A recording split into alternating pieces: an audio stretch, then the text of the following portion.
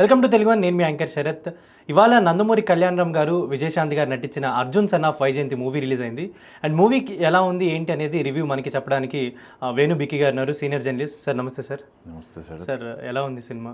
Cinema ఎలా ఉంది అనే దానికంటే కూడా విజయశాంతి గారు పవర్ఫుల్ పోలీస్ ఆఫీసర్ పాత్రలో, అదే కాకుండా కర్తవ్యంలో ఆమె చేసినటువంటి రోలు, వైజయంతి రోలు. వైజయంతికి కొడుకు పుడితే ఆ కొడుకు తల్లికి మధ్య కాన్ఫ్లిక్ట్ వస్తే ఎలా ఉంటుంది అనేది వాళ్ళు మొదటి నుంచి చెప్తున్నటువంటి లైన్. దానికోసమే విజయశాంతి గారిని తీసుకున్నారు. విజయశాంతి గారు ఫుల్ లెంత్ రోల్ అన్నారు. టైటిల్లో కూడా ఫస్ట్ లేడీ సూపర్ స్టార్ అని చెప్పేసి ఆమె టైటిల్ రివీల్ చేశారు. కళ్యాణ్ రామ్ గారు కొడుకుగా నటించారు. సినిమా ఎలా ఉంది అనేది ఒక మాటలో చెప్పడానికి వీలు పడని సినిమా ఇది. మిక్స్డ్ ఆఫ్ ఒపీనియన్స్ ఉన్నాయి. విజయశాంతి గారు ఎలా చేశారు ఈ క్యారెక్టర్కి? పవర్ఫుల్ కాకి డ్రెస్ వేసుకొని చాలా సంవత్సరాల తర్వాత ఆమె చేసిన క్యారెక్టర్ అనమాట ఇది. మనం చూసాము ఇంత మునుపు సర్లేని మీకు ఎవరిలో కూడా ఆమె క్యారెక్టర్ చేశారు. బట్ అది రిక్స్టెడ్ క్యారెక్టర్, పవర్ఫుల్ రిక్స్టెడ్ క్యారెక్టర్ చేశారు ఆమె. బట్ కాకి డ్రెస్ వేస్తే ఆమెకి ఒక ట్రాక్ రికార్డ్ ఉంది. అది ఎలా ఉంటుంది, ఒక ఫ్యాన్ బేస్ ఉంది, కల్ట్ ఫ్యాన్ బేస్ ఉంది విజయశాంతి గారికి. అది ఎలా ఉంటుంది, ఈ వయసులో ఎలా చేశారు ఆవిడ కాకి డ్రెస్ వేసుకొని అని చెప్పేసి ఒక క్యూరియాసిటీ. ఆ క్యూరియాసిటీ వెళ్ళిన థియేటర్లోకి వెళ్ళిన ప్రతి ప్రేక్షకుడికి ఆవిడ సర్ప్రైజ్ ఇచ్చారని చెప్పాలి. ఎందుకంటే ఒక స్టార్ హీరోకి ఉండే ఇంట్రడక్షన్ షాట్లు కావచ్చు, ఆమె ఫైట్ చేసే విధానం, ఫైట్ కంపోజిషన్ కావచ్చు, అన్నీ చాలా కష్టపడ్డారు. రోప్ షాట్లు కూడా చేశారు బాగానే దీంట్లో. అదే కాకుండా ఆమె కోసం సపరేట్గా డిజైన్ చేసిన ఫైట్లలో కూడా ఆమె ఇమిడిపోయారు. కాకి డ్రెస్ ఒంటిపైన వేస్తే కర్తవ్యంలో విజయశాంతి ఎలా ఉన్నారో ఇప్పటికీ అలానే కనిపిస్తారు. అపిరెన్స్ అయితే అలానే ఉంది సేమ్. అదొక సర్ప్రైజ్ అని చెప్పాలి. ఇక విజయశాంతి కొడుకు పాత్ర కళ్యాణ్ రామ్ చేశారు. అర్జున్ విశ్వనాథ్ అతని పాత్ర. అతను కూడా అతని క్యారెక్టర్ పరిధిలో అర్జున్ క్యారెక్టర్కి ఏదైతే డిజైన్ చేశారో డైరెక్టర్, ఆ క్యారెక్టర్ తగ్గట్టుగా అతను కూడా ఆల్ ఎమోషన్స్ పండించారు. అది కాకుండా యాక్షన్ సీక్వెన్స్లో అయితే బాగున్నాయి అనిపించాడు. అయితే ఇక్కడ ఏం జరిగిందంటే fight compositions, action come drama మీద వెళ్ళాలి. తల్లి కొడుకు sentiment, drama plus action movie ఇది ఆయన డైరెక్టర్ ప్లాన్ చేసుకుంది. దాన్ని ఎస్టాబ్లిష్ చేయడంలో కొంత తడబడ్డాడేమో అనేది అభిప్రాయం వస్తుంది. సినిమా చూస్తున్న ప్రతి ఒక్కరికి కూడా ఏదో మిస్ అవుతుంది అన్న ఫీలింగ్ అయితే ఉంటుంది. బట్ అది బాగలేదు అని చెప్పడానికైతే మనసు రాదు. కొన్ని యాక్షన్ ఎపిసోడ్స్ బాగుంటాయి. విజయశాంతి గారి అపీరెన్స్ బాగుంది. అమ్మ కొడుకు మధ్య ఒక చిన్న సెంటిమెంట్ కానీ, లేకపోతే ఆ బాండింగ్ కానీ అది బాగున్నాయి. తల్లి కొడుకుల మధ్య అవన్నీ కూడా బాగున్నాయి. బట్ ఇది కాదు. ఇంకా కళ్యాణ్ రామ్ గారి సినిమాలు అంటే ఒక హై వోల్టేజ్ సినిమాలు అనేది అందరికీ తెలుసు. దాన్ని ఇంకొంచెం పెంచుకుంటే బాగుండేదేమో అనే అభిప్రాయం అయితే వినపడుతుంది. ఫైట్స్ ఉన్నాయి, నెంబర్ ఆఫ్ ఫైట్స్ ఉన్నాయి. ఒక ఫైట్స్ తగ్గట్టు అజనీష్ గట్టి కొట్టాడు. సినిమా అంతా థియేటర్ అంతా దద్దరిల్లిపోతుంటుంది. ఇంకా ఏదో మిస్ అయింది. అవే కొంత స్టైలిష్గా చేసుకుంటే బాగుండేదేమో అనే అభిప్రాయం అయితే వస్తుంది. సినిమా చూసినంతసేపు కూడా యాక్షన్ ఇష్టపడే వాళ్ళకి, యాక్షన్ ప్రియులకి, అలాగనే అభిమానులకి అయితే మంచి సినిమానే అని చెప్పాలి. బట్ ఒక ఏదో కొత్తదనం కోరుకొని వెళ్ళి థియేటర్లోకి వెళ్తే మటుకి ఆ ఎక్స్పెక్టేషన్స్ పెట్టుకొని థియేటర్కి వెళ్తే మటుకు డిసప్పాయింట్ అవుతారు. సో ఇది పక్కా కమర్షియల్ మూవీ, ఫార్ములా సినిమా. ఇది అది దృష్టిలో పెట్టుకొని యాక్షన్ సినిమా ఇష్టపడేవాళ్ళు ఎక్స్పెక్టేషన్స్ లేకుండా వెళ్తే డిసప్పాయింట్మెంట్గా అవ్వరు.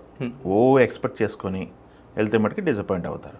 ఎన్టీఆర్ గారు చెప్పారు, మీకు లాస్ట్ 20 నిమిషాలు కాస్త చెమ్మగా వస్తుంది కళ్ళలో అని. అది కొంచెం కనిపించింది. లాస్ట్లో వచ్చేటువంటి ఆ బాండింగ్ సంబంధించినటువంటి కొన్ని మాంటేజ్లు కానీ, లేకపోతే వాళ్ళిద్దరి మధ్య మాట్లాడినటువంటి సన్నివేశాలు కొన్ని ఉంటాయి, అవి కానీ ఉంటాయి. మిగతా క్యారెక్టర్ల విషయం చూసుకున్నట్టయితే పృథ్వీ ఒక ఫుల్ లెంత్ రోల్ చేశాడు ఇక్కడ. బట్ పృథ్వీ విషయంలో కామన్ ఆడియన్గా ఒక చిన్న అభిప్రాయం, మంచి పోలీస్ ఆఫీసర్గా ఉన్న వ్యక్తి వచ్చేసి కళ్యాణం పక్కన సపోర్ట్ చేస్తాడు. బట్ అతనికి అంత బాడీ కనుక అన్నీ పెట్టుకొని కనీసం ఒక ఫైట్ కంపోజిషన్కి ఒక 2 షాట్లు ఏదైనా పెడితే బాగుండేది అనిపించింది. శ్రీకాంత్ సర్ప్రైజ్ ఎలిమెంట్ దీంట్లో. అతని క్యారెక్టర్ ఒకటి మనం రివీల్ చేస్తే స్టోరీ తెలిసిపోతుంది. బట్ అది ఒకటి సర్ప్రైజ్ క్యారెక్టర్ అనుకోవాలి. దాని తర్వాత హీరోయిన్కి ఎంతవరకు పర్ఫామ్ చేసే అవకాశం ఉందో అంతవరకు తనైతే బాగానే చేసింది. పక్కా కమర్షియల్ సినిమా అయినప్పటికి కూడా సాంగ్స్ అనేది నెంబర్ ఆఫ్ సాంగ్స్తో నింపేయకుండా కొంత జాగ్రత్త పడ్డారు డైరెక్టర్. తను ఏదైతే నమ్మారో దాని ప్రకారం వెళ్ళిపోయాడు డైరెక్టరు. అది కాకుండా ఇంకొకటి స్క్రీన్ ప్లే విషయంలో కొంచెం జాగ్రత్త తీసుకుంటే బాగుండేది అనిపించింది. ఎందుకంటే ఇతను వెళ్తున్న జర్నీలో రొటీన్గా వెళ్తుంది అనుకున్న టైంలో దానికి సంబంధించిన సీన్ ఇంకెక్కడ ఓపెన్ చేస్తున్నారు, ఫ్లాష్ బ్యాక్ సీన్స్. ఎక్కడ ఓపెన్ చేస్తున్నారు. అప్పటికల్లా ఒక అభిప్రాయానికి వచ్చేస్తారు. ఆడియన్ కూడా ఒక అభిప్రాయానికి వచ్చేస్తున్నాడు ఆ సినిమా చూసుకుంటా. ఎందుకంటే మనం చూస్తున్నప్పుడు కొన్ని చిన్న చిన్న కామెంట్లు వినపడ్డాయి. ఆర్ట్ విషయంలో కొంచెం జాగ్రత్త తీసుకుంటే బాగుండేమో అనిపించింది. బట్ ఇది అతని రెండో సినిమా, ఇది ప్రదీప్ చిల్కూరిది. బట్ ఇంత స్పాన్లో తీయటం అనేది అతను పర్లేదు, బాగానే హ్యాండిల్ చేశాడు అనిపించింది. బట్ ఇంకొంచెం జాగ్రత్త తీసుకుని ఎగ్జిక్యూషన్ చేసుకుంటే బాగుండేది. ఇది పెద్ద ఓ 3 గంటల సినిమా అయితే కాదు, 2 గంటల 24 నిమిషాలు ఉంది సినిమా. దాంట్లో కంపోజ్ చేసుకున్నారు.